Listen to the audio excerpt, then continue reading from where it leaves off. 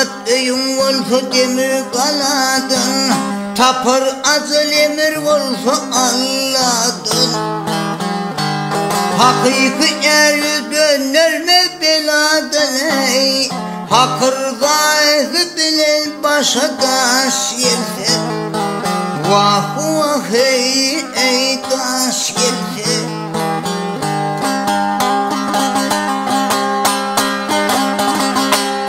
Maltımulu söyle aklın yetince,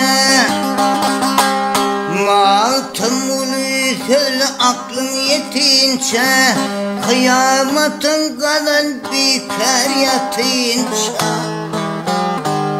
Temuludur te dünya denetince, yağışı yedi irret hatın duş gelse.